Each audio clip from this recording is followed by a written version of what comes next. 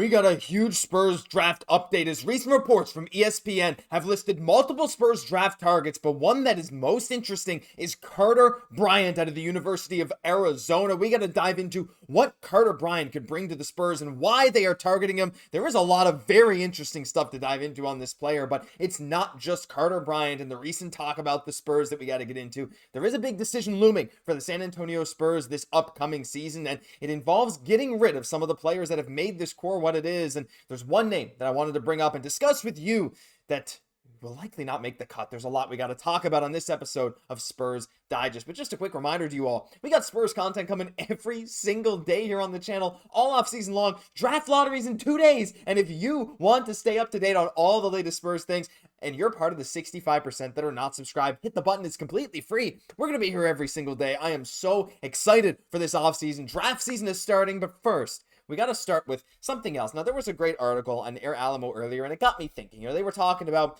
look, we want to transform this team into true contenders. And in order to do that, we got to move some guys. Like, that's just the way it is, whether it's letting them go or it means trading them away in a package for another player. Now, I know that's been one of the options we've been talking about most, especially when we're talking about guys they mentioned in the article that Cal mentioned in Keldon Johnson, Devin Vassell. But there's another name that he mentioned in this article, and that's Malaki Branham. And I know he's not a name that we think of as being this huge impact guy for the long term, but I wanted to talk about just a bit about him and why he does seem to be one of these guys that we just can't really afford to bring back. Like, there's multiple reasons. Positional depth is one. Now, first, actually, I want to preface this by saying I do really like Malaki Branham. And, I made a video before, I think coming into this season, or at least way back in the fall, but I think it was before the options were exercised on both Branham and Wesley for the 25-26 season. I was debating, like, what's this decision? Who are they gonna option? They picked both. But right now, Malaki Branham, he has seen his playing time decrease, while someone like a Blake Wesley has maybe been getting some more high leverage minutes, while also bringing in a guy like Stephon Castle, who is about the same position as Branham, one of these combo guards. Of course, Branham coming in as a first round pick to play the 2, but has transitioned more to a 1. But looking at his numbers, like this season, he only played 47 games. His minutes per game have dropped way down from 23.5 in his rookie season, where he averaged 10 a game, which was honestly really good, to now just this season 9 minutes a game. While his three-point shooting has improved in terms of percentages, his minutes are not against this high competition. So that could very well lead to the other. Same thing for his increased field goal percentage. But the big thing with Branham is, like, again, it's the roster flexibility with him. Now, again, we did option him. You can see that the 25-26 club option was exercised on October 31st, 2024. So I guess the video I made was that long ago. Time flies. This season flies. But so we have him and we have Blake Wesley. But at the end of the day, he might be one of these guys we can move on from, making over $4 million this upcoming season. I need to know your guys' thoughts on Branham, because when we're talking about the future, I don't see Malaki Branham as a San Antonio Spur. And I hate to say that, because I do like Branham. Like, when he plays well, I like him.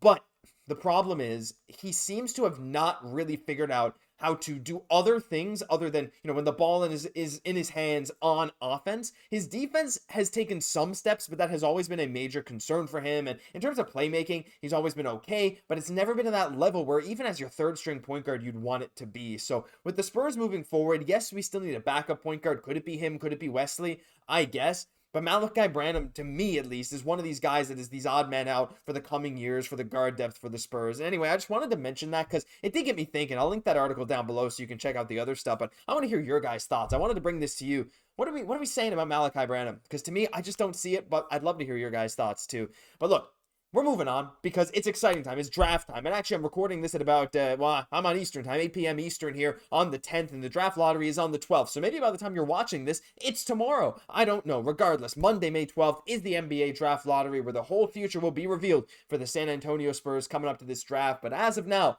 it's 8-14. And with those picks, there have been lots of talks recently. And one I saw, Jonathan Gavoni and Wu at ESPN were saying that the Spurs were interested in multiple players. Now, one of them I talked about in Conspiracy Akachonis. There's a couple other names like Concanopoulos as well. But one of the names that was linked to the Spurs very recently by ESPN is Carter Bryant. Now, Carter Bryant is one of these guys whose numbers, well, let's just be honest, they don't jump off the page at you. When you look at his college stats, 6.5 points, 4 rebounds, 1 assist, 37% from threes, pretty good. 46 from the field. Free throw percentage is not quite there. He's 6'8", listed as a guard, but he'll realistically probably play the 3 kind of role. He kind of projects as a 3-and-D guy.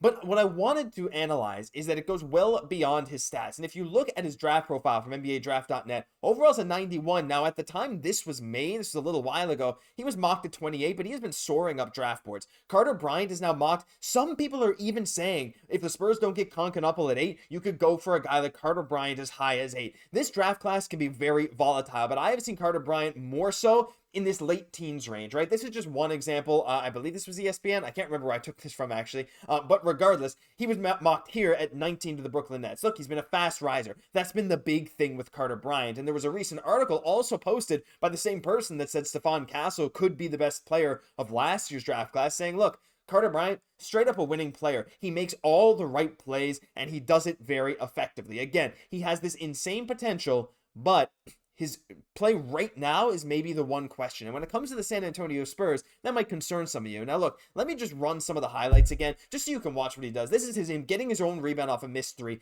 jamming it home right after. His athleticism, off the charts. Unbelievable. He can still hit the three like this, a moving three, straight cash. Again, 37%, recovering for the block there in a close game. This back cut off ball for a nice contested finish. He's able to do all of these wonderful things, and to highlight his strengths, this coming from Aaron Smith at NBADraft.net, projects as a 3&D type at the next level with significant upside. Now, there's a lot more to it than this, but I wanted to condense it to the specific points. The high ceiling is the thing that everyone's talking about. He's enticing, and teams are looking for athletic two-way wings.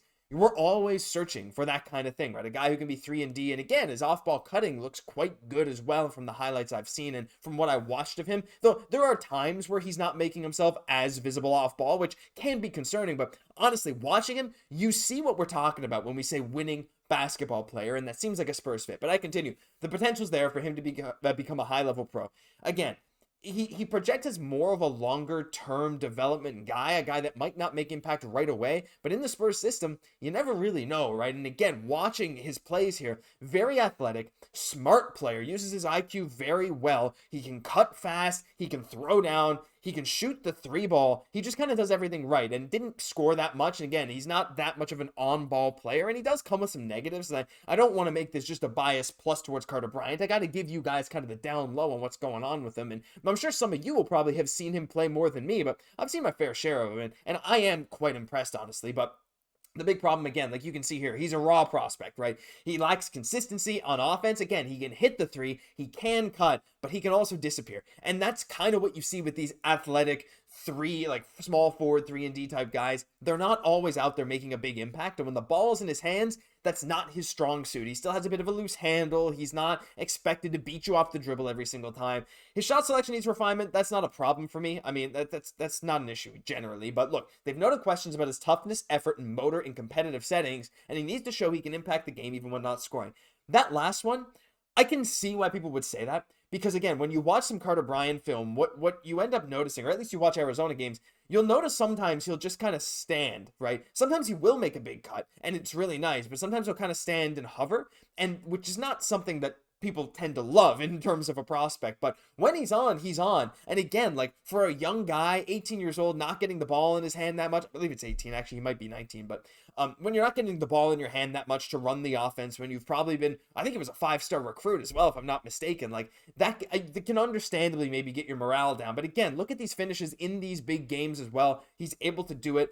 His biggest attribute by far here is his athleticism and his potential. And how often have we said that about an NBA prospect, right? So I am quite excited about Carter Bryant. 6'8", 220. He's a big dude. He can play the three. Well, it's yet to be seen if he'll be able to guard the four, but he's guarded like 1 through 5 at Arizona lots of times when he's needed to switch. So I quite like him. I need to hear your guys' thoughts on him, though, because I don't see him going as high as 8. But if we're talking 14, this guy, if he's not gone already, I think it's just a great, not only a great player to pick for long-term development, but he feels like a Spurs pick. He feels like the kind of guy that's just going to go out there, give you his all, hopefully, knock down some threes, play some great defense, hustle, make the right cuts, be super athletic, be a pest in the opposing team. It's something I love. And hey, 3&D wings with Victor Wembanyama, they're always going to work if they reach that NBA level potential. So let me know your thoughts on him, Branham, all this great stuff, because that'll do it for this episode of Spurs Digest. And as always, look, if you enjoyed and you're part of that 65% that's not subscribed, hit the free button down below. We'd love to see your face back here again. I've been your host, Josh Gosse, and I'll catch you in the next one.